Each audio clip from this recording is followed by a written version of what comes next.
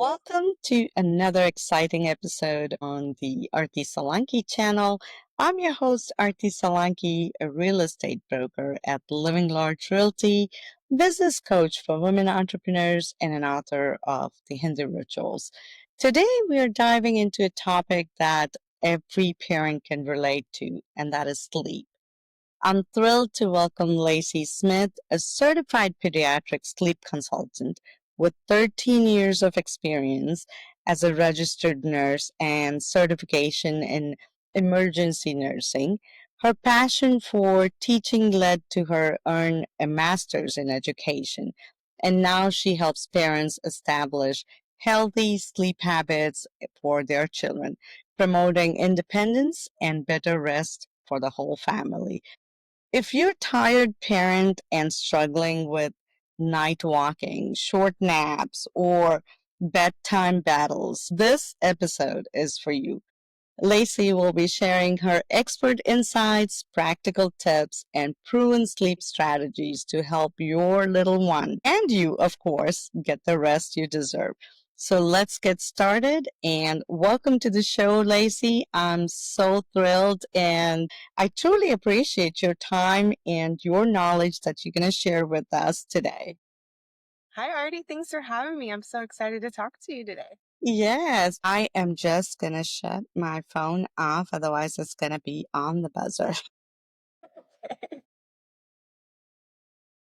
Okay. Sorry about that. Okay. So as a mother and a sleep consultant, how has your personal experience shaped your approach of helping families? Wow. Okay. That's a good question because it shaped it so much. The whole reason that I even became a sleep consultant is because I became a parent. So growing up, I was the youngest in my whole entire family. So there was tons of people taking care of me, and I wasn't around little kids a lot as a kid because I was the little kid in my family. This it's so funny because like to me, I'm just so surprised that this is the route that I took and the route that I really love and enjoy because it's not really what I experienced as a kid. Yeah, But when I became a parent, my whole view on like children and motherhood and all that just completely changed because I had my own children now. And yeah, I really enjoy it and I love it so much. And one thing that my husband and I, when before we had kids, like agreed upon is like, we need sleep. I need sleep. And my husband knows I need sleep. So he's like, yes, like we're on the same page as far as like, yes, we're gonna put them in their crib. We're not going to do bed sharing, things like that. So we were on the same page, which is always really important and something that I stress to parents is, you need to be on the same page. You don't need to be agreeing upon what you want to do for your children. yeah. And usually, isn't that the most difficult part? Because I remember as a parent, my husband wanted them in the crib, and I always felt like, no, I need my babies. What if this happens, or what if I can't hear, or what if I can't wake up? I need them to be next to me. Yeah. So we did go through that phase as well. And so many families do, and that's completely normal. And it's okay if you start kind of not on the same page and one person eventually wins, right? Yeah, This is what we're gonna do. And sometimes it works out and sometimes it doesn't. And then that's kind of where I come in. If it doesn't really work out, like what you chose to do and what you're currently doing and what your current sleep habits are for your child are not working, that's yeah, kind of where I come in and I help you to fix that and find what works for your family in a way that you're comfortable with.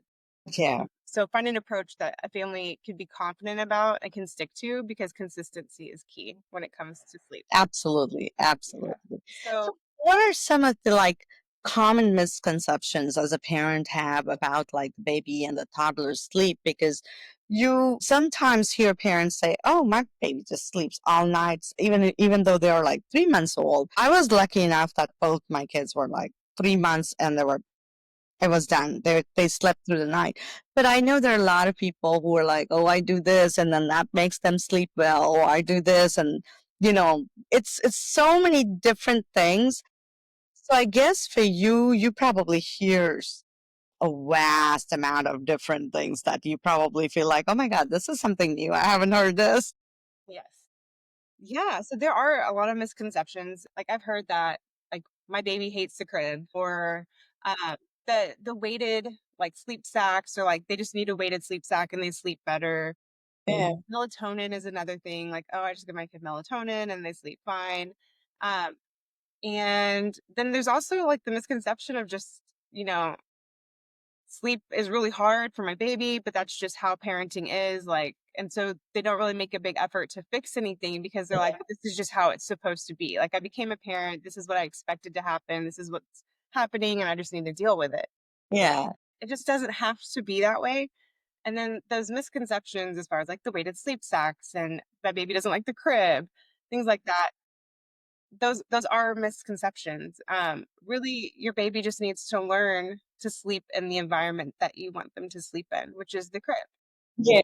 Really easy. Sometimes it's super easy. It depends on the temperament of your child, right? And one thing that I've learned doing this is that every baby's different. Every baby's temperament, what they like, what they don't like, it's all different. But if you stay consistent and you have a goal and you have a plan to achieve that goal and you stick to it and one that you can commit to and be confident with, you will see the results and you'll realize that it's not the crib that's the problem. Your baby just needs to learn to sleep in that crib. Yeah. And then they'll be able to sleep through the night and everybody will be happy. Yeah. And I think sometimes, even as a parents, we tend to create different habits for babies, right? Like for me, I used to cradle them and like I used to rock them, and there were places where it was not available. So the rocker was not there. So I was like, I would be like cradling them, and then my back would hurt. And eventually I learned that, okay, I don't need to do this to put them to bed. And, so I guess sometimes it's even the parent needs to understand that they don't need all those things. Or Mhm. I know as a my first child, I used to sing lullabies and create like with so many habits that was hard later on. I guess as much as we love our kids and we want to do so many things for them, but there are certain things I guess we have to remember not to make it a habit for them. Exactly. Yeah, Yeah. and it's okay. You can cuddle your kid and you can sing them Yeah. lullabies. You can do all of these things and still have a really great relationship with your baby. With like developing independent sleep habits for your baby doesn't mean that you're losing that connection. I Yeah. think some parents will think like, well, they're not always going to want to cuddle with me, so I'm fine with keeping them in my bed. And that's perfectly fine if that's what works for you and your baby. But if Yeah. you're to the point where you're not sleeping because your baby's waking you up a million times in the middle of the night, kicking you because you're sharing the bed, or like what was working is no longer working for you, like you don't have to suffer and you can still maintain that connection. You can still have a cuddle time before bed or cuddle time in the morning. Like there's still ways to connect with your child that aren't necessarily sleeping with you or you rocking them to sleep or feeding them to sleep. But it Yeah. is really easy to develop these habits and for your baby to get used to feeding to sleep and rocking to sleep or hearing a certain song every time they go to sleep. Yeah. The song can be perfectly fine. Like if that's just part of your bedtime routine, then that's great. As long as it doesn't matter who's singing it, right? Because if you can't make it to bedtime one night, someone else is gonna have to sing it to them. Yeah, I remember one of our friends saying that their baby would not sleep until they take him to the for a car ride, and then that's the only way to sleep. And I'm like, oh my gosh, I can't imagine doing that every night. I've heard that too, yeah. I've heard parents say, "I just needed to take them for a car ride and they're fine." It's like, but that's not practical to do every night. And Yeah, honestly, it's honestly not the safest place either, right? One is not the yeah, safest place for a baby to sleep, and two, you're in a car, like you never know what's gonna happen when you're in a car too. And if you're just doing it for yeah, sleep, like it's just not the best option. There are other ways. yeah, yeah, definitely. So how do sleep habits differ from like between newborns to infant and toddlers, and as the children are growing, how do they differ? Right. So when it comes to newborns, there's really not a ton of habits as far as the newborn stage goes. When it comes to Yeah. the newborn stage, it's really just trying to set them up for sleep success as they get a little bit older. So Mm. it's hard for them to really pick up on routines that young, especially in the first like month or two. When they get to like that 3 month to 4 month age, that's kind of when changes start to happen, especially at the 4 month. They'll call it like the 4 month sleep regression. And not every baby's going to necessarily go through a sleep regression when they say that 4 months, 6 month, 8 month. Not every baby goes through each of these regressions, but a Right. lot of babies do go through some type of change around 4 months of age because their sleep cycles change. So their sleep cycles become more like adults, where we go through 5 different stages of sleep and we end up waking multiple times throughout the night. But as adults, we know how to put ourselves back to sleep. Like, so we don't even really realize that we're waking up. It's just, they're all just eventually connected and you don't really know. So we Right. get all the best rest we can. But at 4 months, babies start to wake up more throughout the night just naturally.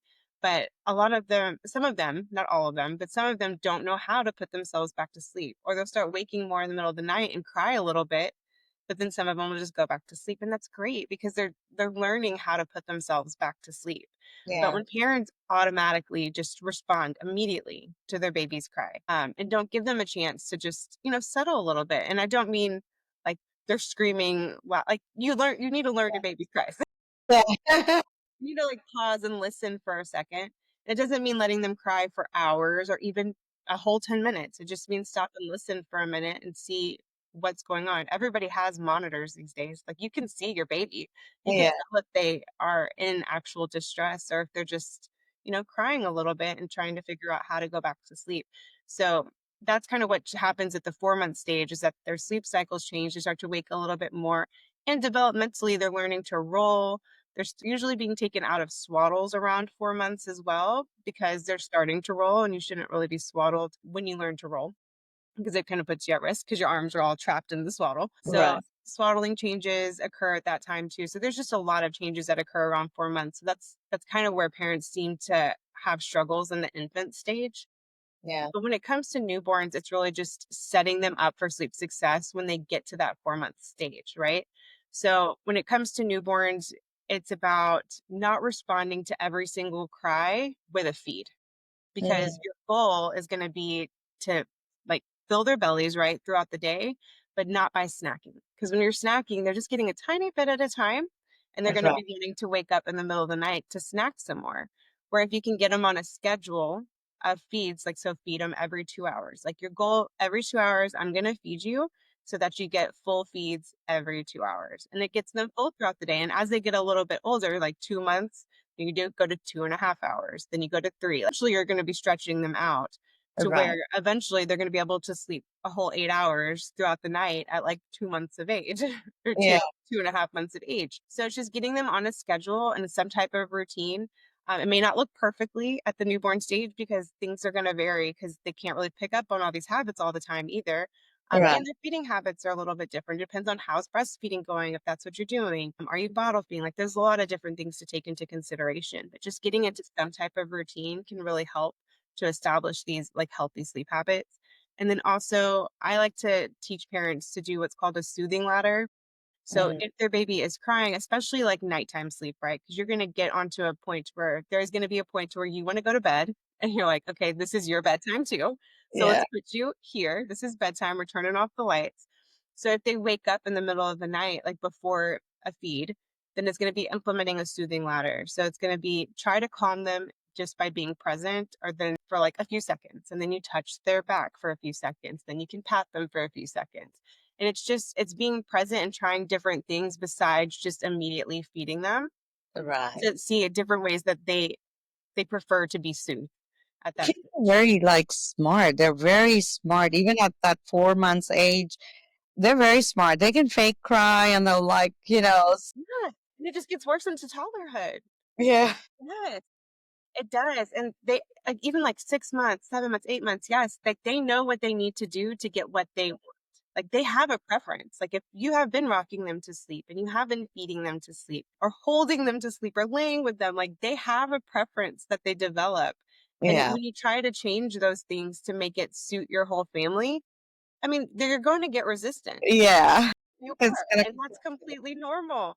But it's just, holding your ground and setting up different routines that work for the whole family. Because you're the parent, like you're the one that's in control of the household. You cannot let a 6-month-old run your house. yeah, absolutely not. So what is your take on the cried out method or it's the gentler sleep training method? So what are your approaches? What are your take on those? My personal preference is something in the middle.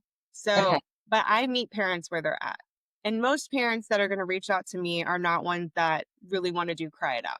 Because if Yeah, they wanted to do cry it out, they probably could just do cry it out at home and not really need my help. So most parents, I was one of them. I mean, I'm not completely opposed to cry it out. I don't think that you're neglecting your child. You can see your baby, like you have a Yeah, monitor, like I get it. And but everybody has different like anxieties and all of this, like yeah, differences. So, and some people aren't comfortable with that, and I totally get it.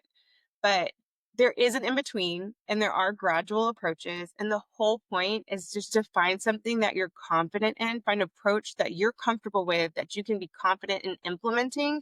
Because, like I said before, it's really just about being confident and being consistent. Because if you can be consistent in your approach, then you're going to see results. It may take a little bit longer, but you'll yeah. see the results that you're looking for. But you have to be consistent. But if cry it out, you're just like, it's causing you stress and you can't do it, then that is not the approach for you because you're not going to be able to be consistent with that.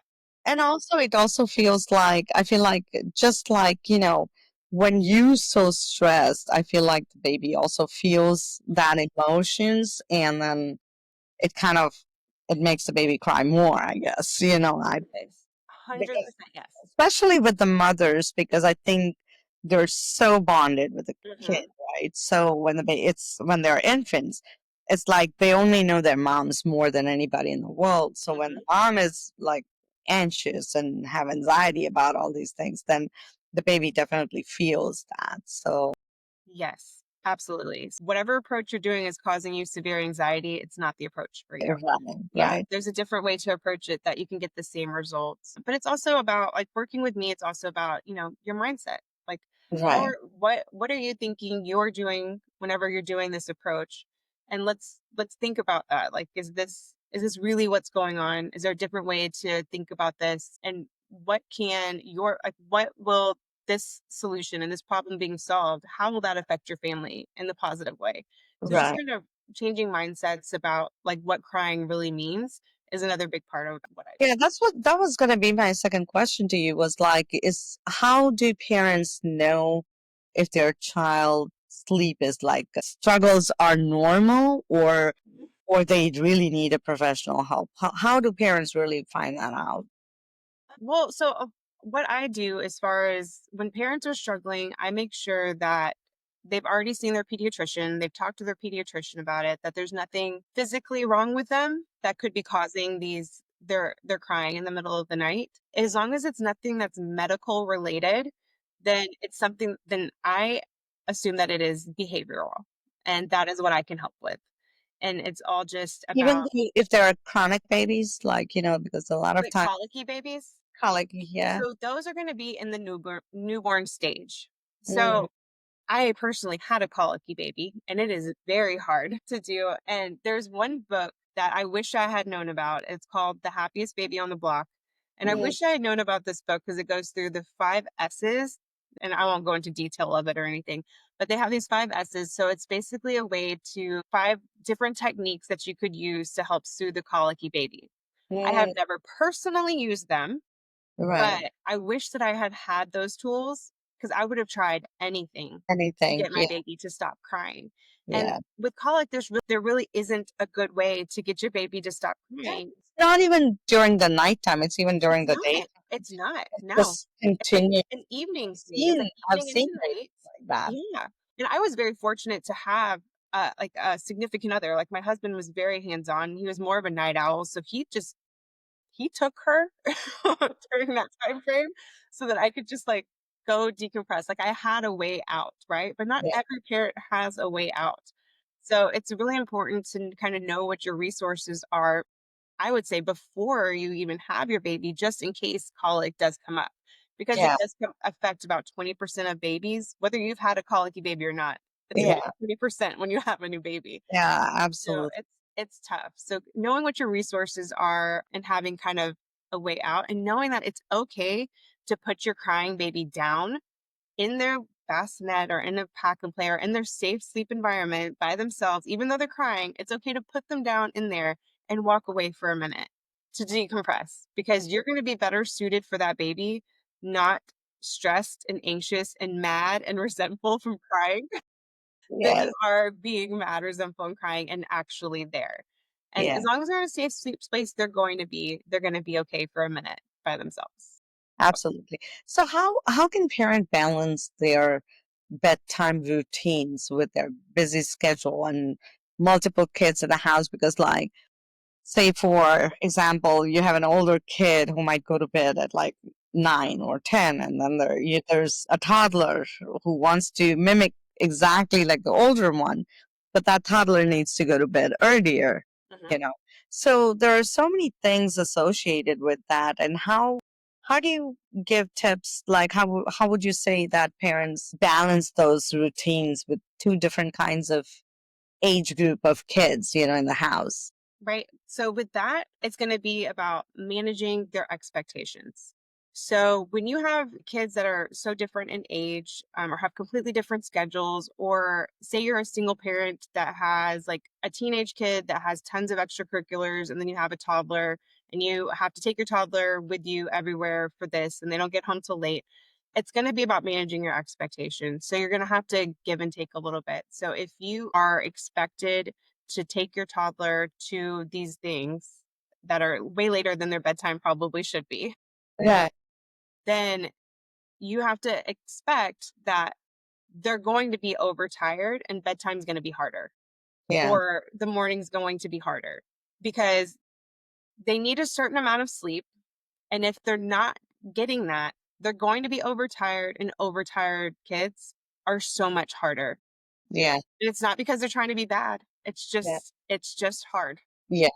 They So just it's become just cranky and they just don't know yes. what to do and they It's just hard to manage their emotions as a toddler to begin with, yeah. because you need to teach them these skills on how to manage their emotions, which takes a long time. It's not like they just Yeah. suddenly get it. You have to teach them. But then when they're overtired, it just makes it so much harder to manage those emotions. So they're going to Yeah. have to give and take a bit. So, like, if it's going to be, well, I really want them to get the sleep that they need, then it's going to be, okay, can someone else take your older child to practices this amount of times per week? Or can you get us somebody to watch your toddler and put them to bed at a time that they need to be going to bed? And then Yeah. you can go with your other child. So it's about just give and take. Like, you have to decide what's important for you and your family in that moment. And there's not a wrong answer. It's just what is a priority for your family. And then, working it out to where you can get the sleep that they need. And that, And it's an adjustment. It's very difficult to keep that schedule. I mean, I know it because my husband had a very strict rule that they have to be in bed at 8:30 no Mhm. matter what. So even during weekends, we have a very big social life, and so I would get ready, and by the time we attended a party at 7 in the evening, it's almost time to come back at 8, leave the party at 8, because while the party is just getting started, here I am already with my kids. Okay, bye bye. I'm leaving. And it was a huge,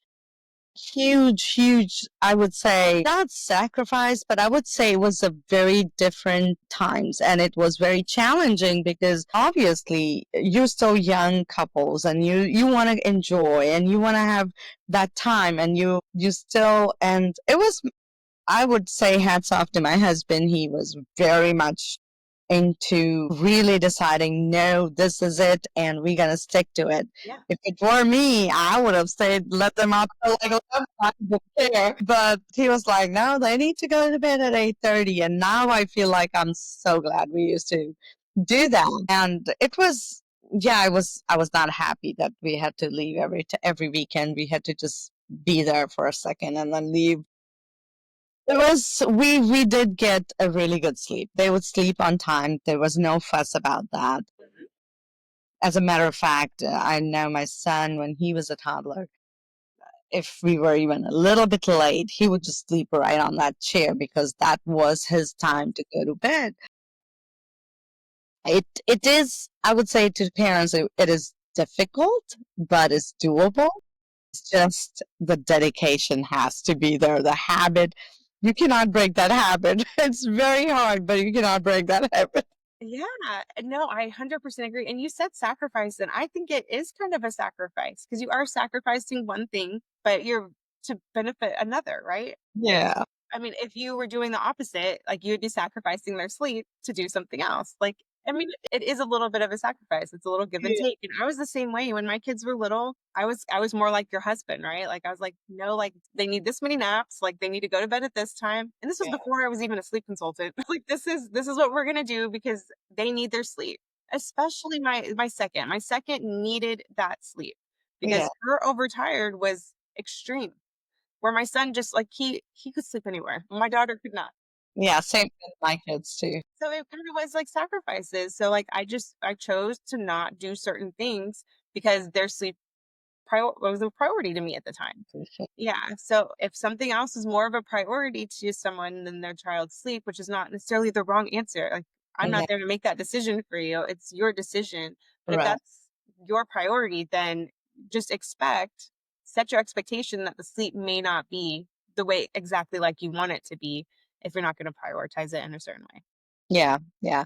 So how can parents handle their sleep, the kids' sleep during the time of their, like teething or potty training? And those time becomes very much, first of all, when they're teething, oh my God, it's like they cry in the middle of the night. There is a lot of oral gel going in their mouth. I know. Oh my goodness. It's just everything possible you want to use during that time, but it also messes up their schedule. No matter how much schedule you put your baby on during those time, it becomes so difficult for parents. So how can parents handle those situations? So when it comes to teething or things that kind of like even illness as well can kind of interrupt sleep. So those things are just inevitable. Like nobody's sleep is going to be perfect when those things come up. And that's okay. And that's why it's also really important to establish these healthy independent sleep habits because when your child has these independent sleep skills, then once this time has expired, right? Like their teething is a little bit better, their illness is like they're better, they're well again, then they kind of just get back into their routine pretty easily. Easier than a baby that didn't have one to begin with. So when it comes to teething, though, I mean, it's going to be pretty much what any physician would tell you. So it's going to be teething rings. It's going to be, I used to do like washcloths that they can kind of chew on that were really cold. Mm, But yeah, teething rings. And then I do ibuprofen and Tylenol based off my physicians. He gave us like a chart based on their weight. And so I would use that for pain relief for them too. And that was really helpful for my kids. But I know not all parents want to do medications. So right. it's going to be just get comfort measures for teething to see them through that, but then putting them back in their crib. They are okay to go back into their crib, even though they're uncomfortable. So treat their discomfort and then put them back. It doesn't mean that they have to sleep with you. Like they are the whole goal would be to just don't revert back to old habits when Yeah, these things come up. You can still cuddle, you can still be there for them, but don't revert back to old sleeping habits that weren't helping you and your family. Try to right. stay as consistent as possible as far as their sleeping environment, putting them back down so that they can put themselves back to sleep. Yes, they may have more overnight wakings due to discomfort, but that's completely normal during these times. So it's Yeah. just seeing those through and then maintaining the current habits that you've set up. And then once they are better, they're just going to keep maintaining that versus you having to retrain them to get them back to where you wanted them to be. The key is to keep up with whatever rule or whatever you've decided or the habit on. Just keep doing what you're supposed to do. Don't break that habit and just be consistent on it. And then that'll help even during these tough times for the kid and for you, obviously. Yeah, absolutely. And even if your child's ill and say it's like a respiratory thing and you just don't feel comfortable with them not being in your line of sight, then that's fine. Like do what you need to do in that time period to where you don't feel comfortable with them being in their own bed.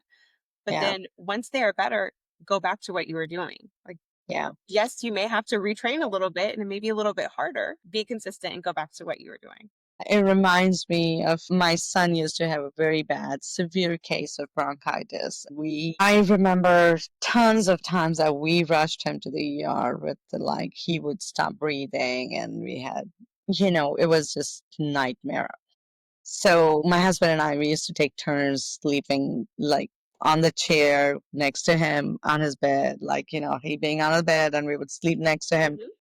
with our hand on his chest just to make sure that he's breathing. And like, we would sit there. I mean, like, we would take turns in the night, but we did that every time he fell sick because it was just too much. But yeah, but we didn't let him come into our. But you had a way that worked for you, and you were still able to maintain that sleeping habit, right? I We love were actually sleeping on the chair with the hand on his chest. And we're like, I would stay awake till 4, and then my husband would wake up, and then I would go to bed, and he would take turn. But we would do this, and he had it for a very long time, and then slowly it just went away. But it was very tough times at that time. It was like Mhm. we could not let him sleep by himself because we don't know if he was going to be able to breathe properly or not. So Yeah, it was I tough. completely get that. My daughter had a case of RSV at 6 months, and we did something very similar to where we just like we wanted to be around because we were going to be anxious ourselves with her in her crib, right? So Yeah, we and the monitor wasn't enough for us. yeah, So same. we Yeah, stayed close, for a few days, and then it was back to normal and she did fine. So it's yeah, really just being consistent, but if you are overly anxious about one certain thing due to like a respiratory thing or an illness, then it's okay to change things a little bit, but try to keep it as consistent as possible and then get back to your routine. yeah. So what about the kids with like special needs or medical conditions? Can they also adapt a sleeping training habit, or is it something different? Or do you work with the kids with the special needs? So I have not worked with people that have like a neurodivergent or any kids like that, but I am very willing to work with them because yes, they approach is very, very similar. The Mm, the sleep plan that I would write for them would be very similar to something that I would write for a non like neurodivergent child. mm. It's going to incorporate maybe different tools as far as like achieving like a routine, like what would be a good routine. I might include different tools for them that might engage their child better. And it may take a little bit longer to achieve the goal that they're looking for, but that's okay. The whole point is to achieve the goal. Yeah, establishing routines and independent sleeping skills are going to be pretty much the same as Same. it would be in there. Yeah. As long as there's not like a medical reason for it, but an actual sleep habits, yes, Right. absolutely. Right, right. So can you share us a success story from one of your clients that highlights the power of like sleep coaching? I would love to share. So there was a mom that reached out to me that had a 5-month old, and she has her own business. Her husband's away a lot on his work as well. And she had a 4.5, 5-month old that was waking multiple times throughout the night, like every hour, sometimes every 45 minutes, sometimes every 2 hours. Like it was just very inconsistent, right? And Goodness, then like wow. how she was approaching it was inconsistent too. So it's like she'd feed her sometimes, she'd hold her sometimes, she'd lay with her sometimes. Like it was there just wasn't a lot of consistency as far as how we were responding or any type of schedule during the day. But she was getting woken multiple times throughout the night. She was exhausted. Like she could not keep Yeah, going I at can the rate imagine she must and drain. run her business. So, and she just didn't have as many like resources and help either. So this is really important for her. So I worked with her on, establishing a schedule for her child based on her age. So how often should she be eating? What do her wake windows look like? How long should she be awake after every nap or after bedtime? How long should she be awake? And then we went into sleep training and how we can put her down to sleep and her teach herself how to fall asleep on her own. And after the first night's always gonna be the hardest, right? Because they don't know what to do yet. This is their first It's opportunity. the first 5 nights. Any change you make in the baby's schedule, it's like first 5 days are always like, "Oh my goodness." Yeah, she calls, she's like, "Is this crying normal?" I'm like, "Yes, like, that's normal. That's her mad cry because she doesn't know what to do." But it's okay. I was like, "Give her just like, we had a time limit that we had set, and, she stuck to it, and she put herself to sleep that night, and it took a little bit of time, but she put herself to sleep, and she was already like, "Wow, okay, she clearly can do this by herself." Yeah. And so over the 2 weeks that we worked together, she started improving every single night, and then she was a daycare baby as well, and so her naps during daycare were not the best. I mean, they were better than my daughters were. So my daughter was very similar. She did not nap at daycare easily. So that made for a very overtired child at night. Yeah. So it was kind of troubleshooting that and things that she could do to improve upon that and get that sleep in after she picks her up, kind of thing, and adjust her bedtime as we need to. And by the end of it, she was sleeping through the night. She went from room sharing. So she was sharing, like, she had her crib in her mom's room at the beginning of it. And by the end of it, she was sleeping in her own room. She was sleeping through the Wow. night and she was napping throughout the day. Not necessarily at daycare all the time, but on the weekends, she was napping the appropriate amount during the day. She was sleeping all night. And the mom was like, she finally got sleep and she's like, "Why am I still tired?" I was like, "Because your body doesn't know that, like, the body's like, this is so good. I need more." It's due for multiple overnight wakings. So being able to sleep through the night and she's still doing really great. Wow, that is so nice. Yeah, I can only imagine she must have been really, really exhausted in the beginning by, oh my goodness, babies Yes. waking up every few hours. It's crazy. It's That's that's great. it's really Yeah. tough.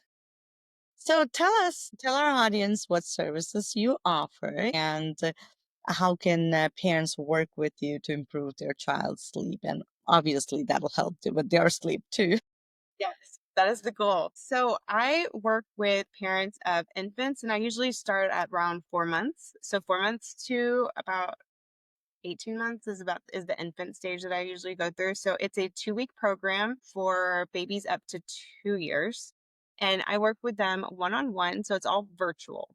Mm. And so when they book with me, I talk to them and send them a questionnaire that they will fill out. And they will basically tell me all about their baby and their current sleep habits and what they're doing.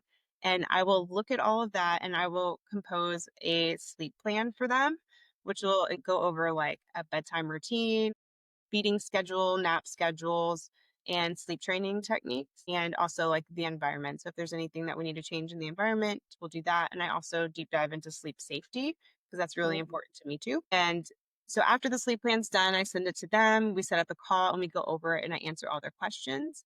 And they will tell me what sleep training technique fits them the best. And then we will schedule time to start our 2 weeks together. And during that 2 weeks, we will be talking daily about how the night went, how did the naps go. Basically, me texting them back and forth Wow. for the 2 weeks, and we set up calls if we need to. And throughout that 2 weeks, they start to see improvements in their baby's sleep. And by the end of it, everybody's sleeping through the night. And that's pretty much it. And then with toddlers, it's the same, but I just offer a 3-week program for toddlers because I like to do a prep plan at the beginning to just prepare the toddler for the changes that are coming because doing that tends to set them up for sleep success better. And the change isn't as big of a change for them because they know it's coming. But the whole process is pretty much the same as well. Oh, wow. Fantastic. Yeah. So, one piece of advice that every struggling parent should hear, what would that be? It doesn't have to be that way. It doesn't have to be that way. And my advice is to set up a bedtime routine because kids like love predictability. They love knowing what's coming. They love feeling like they're in control. They don't like surprises. Just consistency is key with kids. They like rules, they like participating. So just set up a really strong bedtime routine and make it something you do every night, even if it doesn't happen to be at the same time every night. Sometimes they need to go to bed earlier. Sometimes they just happen to have to go to bed later.